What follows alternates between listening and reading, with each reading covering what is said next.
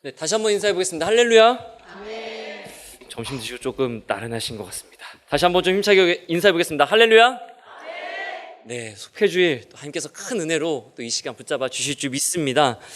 네, 여기 계신 우리 성도님들은 우리를 죄에서 구원하신 예수 그리스도를 믿는 믿음으로 구원받아 하나님의 자녀된 그리스도인이 다 되신 줄 저는 믿습니다.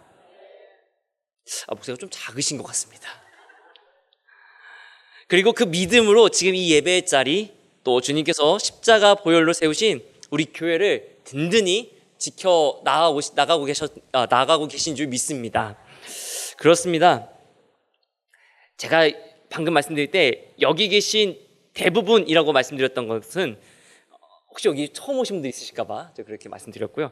제가 지금 말씀드린 것처럼 여기 계신 우리 성도님들은 예수님을 믿고 예배를 드리기를 결단하셨기 때문에 지금 이 예배 자리에 나오신 줄로 믿습니다.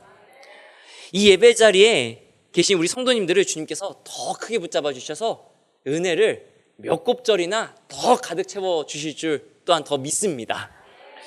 오늘 말씀의 제목이 화평하게 하는 자입니다. 화평하게 하는 자.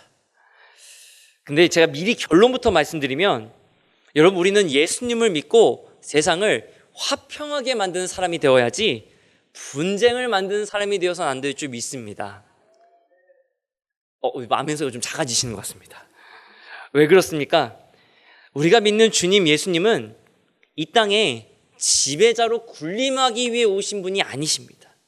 죄와 사망의 법에서 우리를 구원하시기 위해 자기 자신을 십자가에 달려 죽이시기까지 자신을 낮추고 우리를 사랑하신 하나님의 아들이시기 때문에 그렇습니다.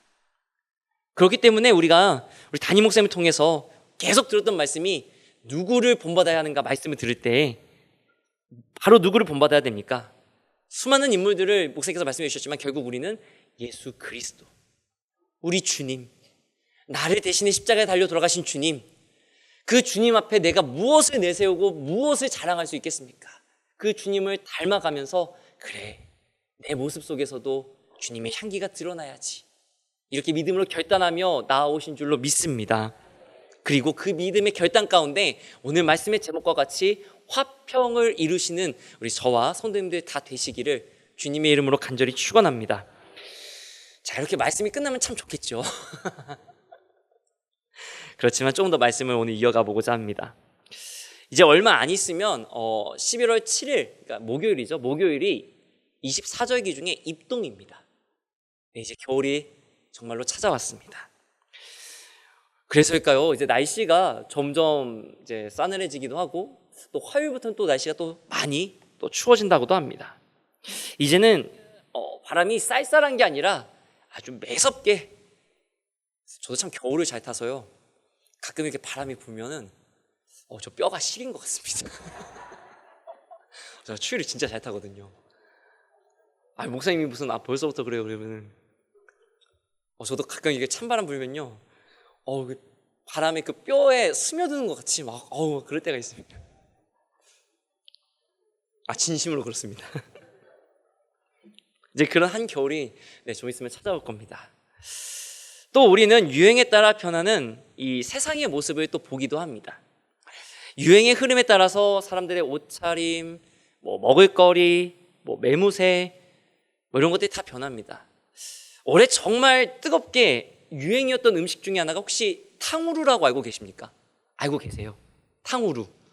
이게 중국에서 온 간식인데 과일이나 이런 거에다가 설탕을 이렇게 설탕 녹인 물을 발라가지고, 저도 한 번 먹어봤는데 와, 진짜 달더라고요. 한 번 먹고 제가 못 먹었는데, 근데 그 탕후루가 그렇게 유행이었는데 지금 어떻습니까? 가게가 많이 없어졌습니다. 요새는 또 다른 게 유행이라고, 요새 제가 아이들하고 같이 있다 보니까 요새는 또 요거트 아이스크림 해가지고 벌꿀찜 넣은 그 아이스크림이 또 유행이라고, 그것도 한참 먹다가 요새 또 잠깐 또 시들해졌습니다. 그렇습니다. 우리는 현상을 통해서 무언가 변하고 있고 세워지고 있다는 것을 알게 됩니다. 날씨와 기후가 변하면서 우리는 계절의 흐름을 알게 되고, 한때는 유행이었던 것들이 시들시들해지면서 유행이 지나갔구나, 이런 것들을 알기도 합니다. 이 현상이라는 단어의 사전적인 의미가 인간이 지각할 수 있는 사물의 모양과 상태를 말합니다. 그러니까 쉽게 말하면 사람이 저거는 저렇게 되는 거고 이거는 이렇게 되는 거구나 라는 것을 알아차리고 이해할 수 있는 어떠한 보이는 것들을 말합니다. 그렇다면 여러분, 제가 좀 질문을 드려보겠습니다. 여러분, 믿음에도 과연 현상이라는 게 있을까요? 현상, 믿음의 현상이 있을까요? 조금 더 쉽게 설명을 드려보겠습니다. 내가 그리스도인이라는 것을 무엇을 보고 알 수 있습니까? 한번 생각해 보시기 바랍니다. 오늘 말씀은 예수님의 형제이자 예루살렘 초대교회를 위해 헌신했었던 이 야고보가 박해를 피해 로마 제국 곳곳에 피해 있었던, 즉 디아스포라 그리스도인들을 향해 이 박해와 어려움 속에서도 그리스도인으로 어떻게 살아야 하는가를 권면하는 내용입니다. 그래서 이 야고보서의 전체적인 내용은요, 굉장히 실천적인 내용이 많습니다. 야고보서 1장 22절 말씀, 우리 한 목소리로 같이 읽어보겠습니다. 시작. 너희는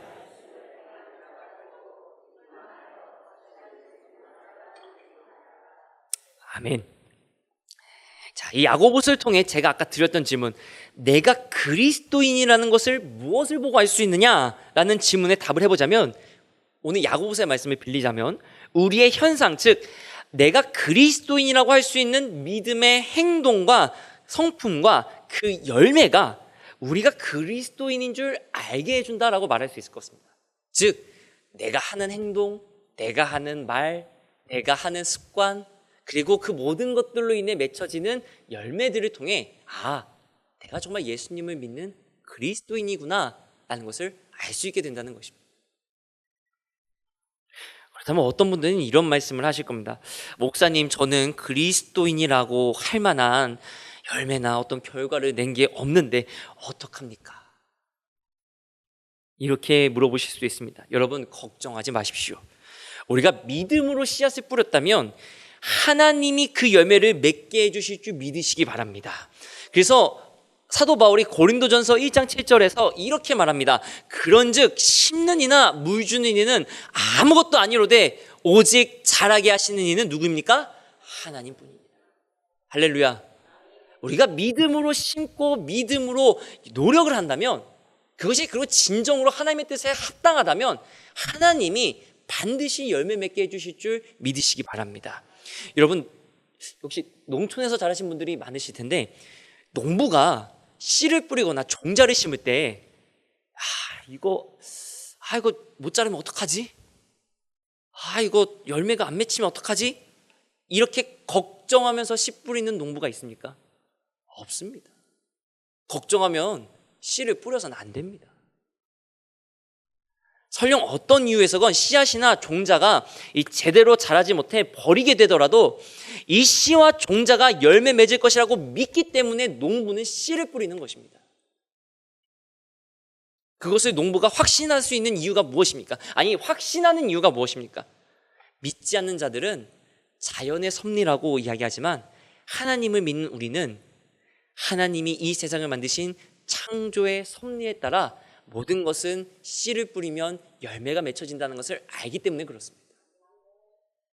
그러니까 사도 바울이 심는 자나 물 주고 가꾸는 자가 중요한 것이 아니라 자라게 하시는 하나님이 중요하다라고 고린도전서에서 이야기한 것은, 심고 물 주는 자의 노력 그 넘어 뒤에 더 중요한 것이 뭐냐? 모든 것을 자라게 역사하시는 분은 심는 바울 자신도 아니고 물 주고 가꾸는 아볼로도 아니고 모든 것을 창조하시고 지금도 이 세상을 이끌어 가시는 분이 누구십니까? 하나님. 그 하나님이 계심을 믿기 때문에 우리는 지금도 믿음의 길을 걸어가고 있다는 것입니다. 그래서 이 고린도전서 1장 7절에서 이 사실을 바울이 갈등 가운데 있는 고린도 교회에 지금 전해주고 있는 것입니다. 너네가 아무리 인간적으로 열심히 노력하 다 좋아. 너희가 서로 당지는 거 사람이가 그럴 수 있어. 그런데 그게 아니야. 모든 것은 예수님을 믿는 우리에게 가장 중요한 것은 무엇이다? 하나님. 하나님을 믿는 믿음이 없으면 어떠한 것도 열매 맺을 수가 없어. 아무리 사람의 눈에 보기 좋고 사람의 눈에는 합당한 것처럼 보여도, 사람의 눈에 정의인 것처럼 보여도 그것은 절대로 열매 맺을 수가 없어. 사도 바울은 지금 그 이야기를 하고 있는 것입니다.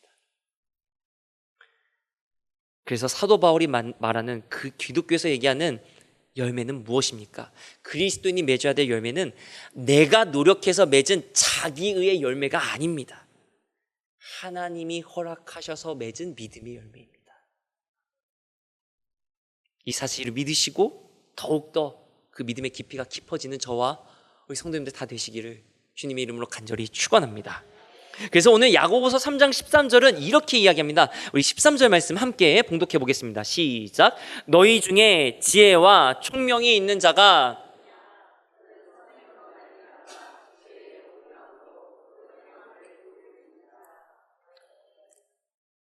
할렐루야. 자, 그럼 오늘의 말씀의 제목대로 화평하게 하는 자는 어떤 사람이라고 할 수 있겠습니까? 이 13절 말씀에 따르면 하나님의 지혜와 총명이 있는 자라고 할 수 있습니다. 예수님을 믿는 믿음으로 말미암아 복음, 하나님의 말씀 가운데 있는 하나님의 지혜와 지식이 있는 그리스도인이라면 하나님의 지혜로운 그 말씀의 온유함을 따라서 선한 삶을 살아가는데 그 사람은 어떻다? 화평하게 만드는 사람이다. 화평하게 한다라고 말합니다. 그렇다면 오늘 말씀을 통해 아까 질문이 먼저 나왔는데요. 화평하게 하는 자가 되기 위해서 어떻게 해야 하겠습니까?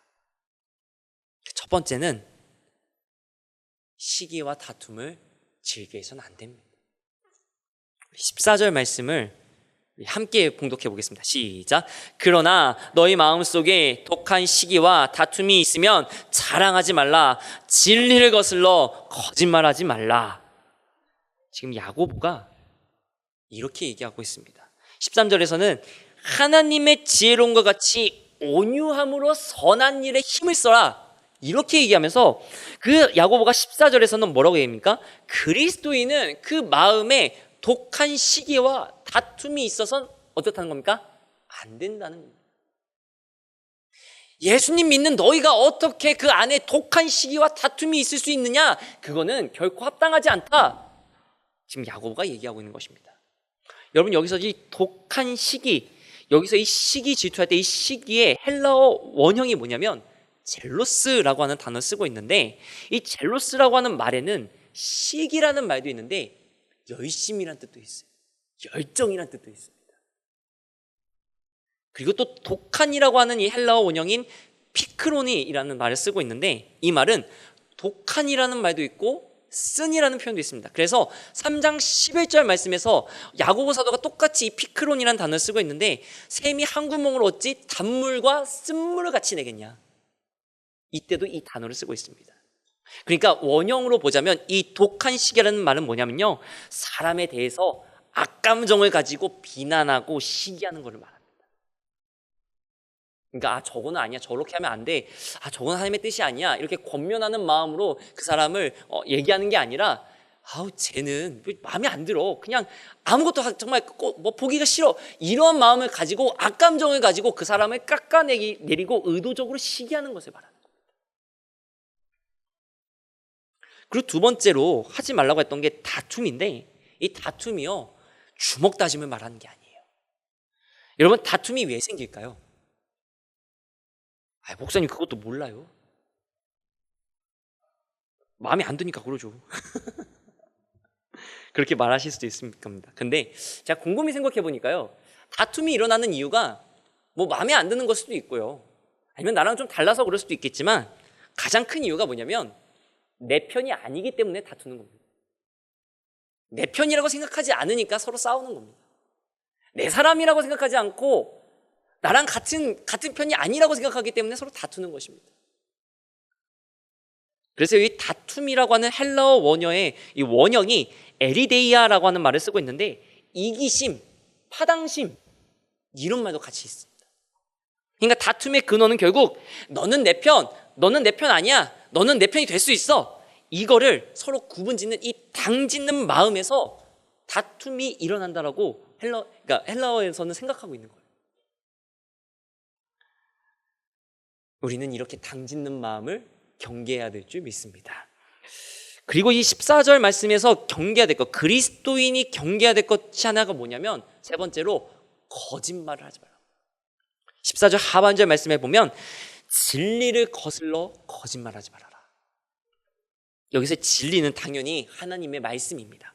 그런데 야고보는 진리를 거슬러 거짓말하지 말아라 라고 권면하고 있습니다. 여기에는 크게 두 가지 의미를 우리가 찾을 수 있습니다. 첫 번째는 하나님의 말씀을 보고 배우고 듣고 아는 우리는 결코 하나님의 말씀을 거스르는 거짓말을 해선 안 된다는 것입니다.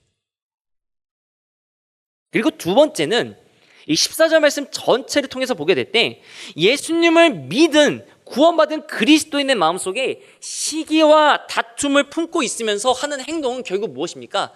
예수님의 뜻과 정반대되는 거짓말하는 것과 다를 바가 없다는 것입니다.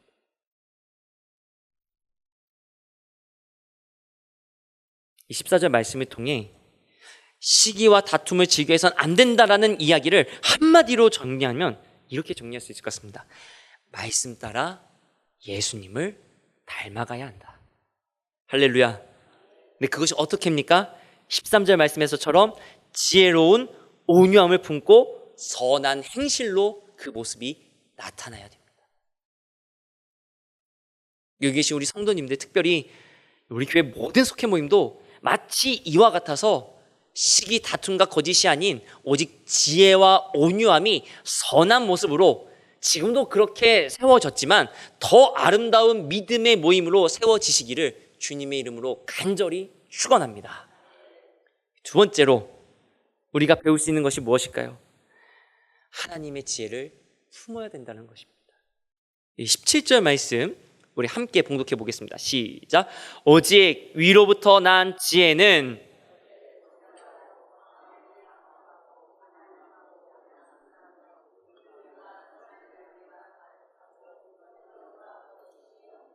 할렐루야. 자, 우리에게는 지혜가 있는데 그 지혜가 어디서 난 겁니까? 위로부터 난 지혜입니다. 위로부터. 근데 그 위로부터 난 지혜는 즉 뭐냐면 하나님께로부터 난 지혜를 말하는 겁니다. 근데 반면에 하나님께로부터 난 지혜도 있지만 14절 말씀에서와 같이 독한 시기와 다툼과 같은 하나님께로부터 나지 않은 지혜도 세상에는 있다는 것입니다. 하나님께로부터 나지 않는 이 세상의 시기와 다툼의 열매가 무엇인지 16절 말씀에서 나타나는데 시기와 다툼이 있는 곳에는 혼란과 모든 악한 일이 있습니다. 무섭습니다. 그렇기에 여러분, 우리는 하나님의 지혜를 품어야 될 줄 믿으시기 바랍니다. 그다음 오늘 야고보서가 말하는 이 하나님의 지혜의 속성에 무엇이 있을까요? 우리 17절 말씀을 다시 보면요, 오직 위로부터 난 지혜는 첫째 성결하고 다음에 화평하고 관용하고 양순하며 긍휼과 선한 열매가 가득하고 편견과 거짓이 없나니. 여러분, 근데 이 야고보서 3장 17절 말씀을 보니까 어디 말씀하고 좀 비슷하지 않습니까? 어디 말씀하고 좀 비슷하게 보이지 않으십니까? 갈라디아서, 역시 우리 장로님은 믿음이 충만하셔서 바로 나오셨습니다. 맞습니다. 갈라디아서 5장 22절로 23절에 성령의 열매들 무엇입니까? 오직 성령의 열매는 사랑과 희락과 화평과 오래 참음과 자비와 양성과 충성과 온유와 절제니 이 같은 것을 금지할 법이 없느니라. 마치 이와 같이 사도 바울이 얘기한 이 성령의 열매와 같이 지금 야고보도요, 하나님의 지혜를 8가지 속성으로 설명하고 있었습니다. 첫째가 성결, 화평, 관용, 양순, 긍휼, 선한 열매, 편견이 없고 거짓이 없다. 이것을 하나하나 다 따로 설명해 드리면 너무 시간이 오래 걸리니까요, 여러분, 하나님으로부터 온 지혜는 이렇게 아름다운 모습을 가지게 되는 줄 믿으시기 바랍니다. 그런데 하나님의 지혜는 왜 이런 속성들을 가지고 있을까요? 왜 하나님이 하나님의 지혜는 이러한 속성을 담아주셨을까요? 그것은 혼란과 악한 일 때문이 아니라 하나님이 맡기신 교회를 하나 되게 만들고 주님을 통해 허락하신 이 믿음을 굳건하게 세우기 위함입니다. 즉 무엇입니까? 구원의 역사를 이루시기 위함입니다. 여러분 17절 말씀 보시면서 여러분에게는 어떤 하나님의 지혜와 모습이 필요하십니까? 혹시 느끼신 것이 있었습니까? 아니면 그리고 내가 반드시 가져야 될 모습이 또 어떤 것이 있으십니까? 저는 우리 교회 모든 성도님들, 모든 모임들이 하나님의 지혜로 충만하시기를 주님의 이름으로 간절히 축원합니다. 그래서 우리 교회 나오면 예수님 믿는 사람들이 있어서 그런지 정말 마음이 편하다. 그래, 교회가 이런 모습이어야지. 건강한 교회의 모습이 이런 모습이지.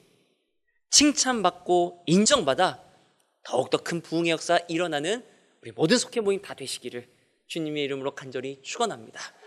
세 번째로 우리가 이야기할 것은 무엇이냐면 화평으로 심어야 합니다.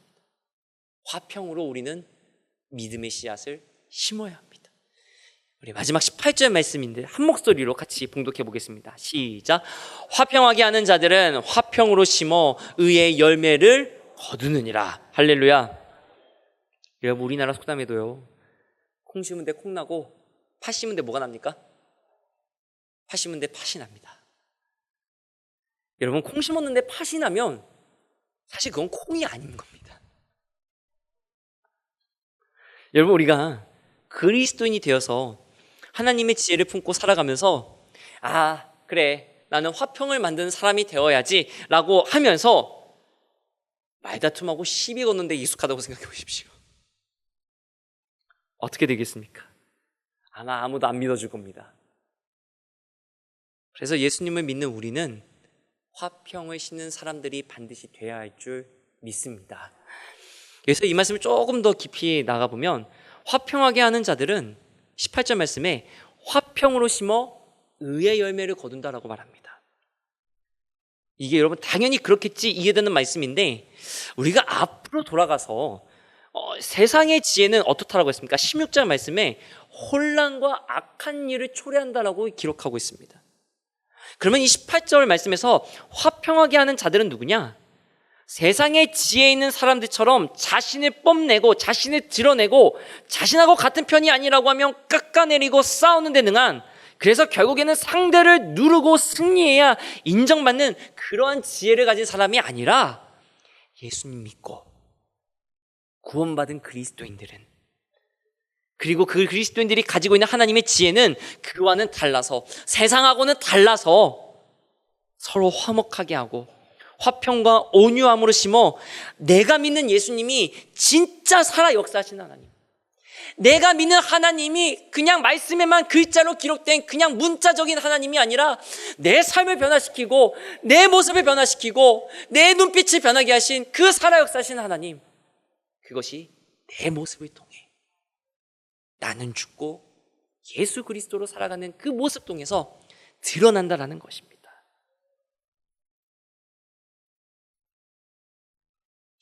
그래서 그 열매는요, 내 믿음이 가짜가 아니라, 내가 예수님 믿는다고 하는 게 거짓말이 아니라, 내가 구원받았다고 하는 말이 그냥 공허한 외침이 아니라, 자기 만족이 아니라 진짜 내가 예수님 믿고 구원받았다는 그것을 인정받는 의의 열매가 바로 화평으로 심어 의의 열매를 거둔다라는 말씀입니다. 여기 계신 우리 성도님들과 우리 모든 속회 모임들도 이와 같이 화평으로 믿음의 씨앗을 심어 의의 열매, 내가 믿는 하나님이, 우리가 나누고 있는 하나님이 진짜 살아 역사하시는 하나님이고, 내가 가진 이 믿음이 죽어있는 믿음이 아니라 정말로 살아있는 믿음. 횟집에 가면요, 회를 잡을 때 죽어있는 생선에서 회를 뜨지 않습니다. 이렇게 얘기하고 나니까 좀 잔인한데요, 횟집에서 회를 잡을 때 어떻습니까? 살아있고 막 팔딱팔딱 튀는 생선을 칼로 갖다 머리통을 한번 탁 치고요. 왜 이렇게 잘하세요, 목사님? 그 자리에서 잡는 게 회입니다. 여러분, 마치 그와 같습니다. 우리의 믿음은 죽어있는 상태로 있는 것이 아니라 팔딱팔딱 살아있어서, 팔딱팔딱 살아있어서, 그래서 정말 내가 살아있는 하나님을 믿고 있구나, 내가 말하는 믿음, 내가 말하는 것이 거짓말이 아니구나라는 것을 우리가 인정받아야 그 모습이 어떻게 화평으로 심어 선한 행실로 의의 열매를 맺는 그리스도인의 모습이 진정으로 예수님을 닮은 믿음의 증거가 된다는 것이 오늘 오늘 야고보의 이야기입니다. 말씀을 좀 정리하겠습니다. 오늘 야고보의 말씀을 통해 하나님의 지혜, 세상의 지혜가 아니라 예수님처럼 화평케 하고 화평의 씨앗을 심는 그리스도인이 되어야 한다. 오늘 그렇게 말씀을 나눴습니다. 여러분, 우리의 모습은 어떻습니까? 자그마한 일에도 다툼이 있지 않습니까? 내가 원하는 것과 다르다고 그건 아니야 하면서 깎아내리고 있지는 않습니까? 특별히 오늘 속해주일 하나님께서 더욱 큰 은혜로 우리 모두 속해를 붙잡아 주실 때 우리 모두가 하나님 주신 지혜, 나를 구원하신 예수님 닮아가게 하는 그 하나님의 지혜로 화평하게 하는 그리스도인이 되어서 모든 속해 모임 오직 하나님의 말씀과 하나님의 지혜로 누구든지 주님 주시는 화평의 의의 열매를 맺는 우리 속해 모임 다 되시기를, 회복과 부흥 역사 이루어 가시기를 주님의 이름으로 간절히 축원합니다. 기도하겠습니다.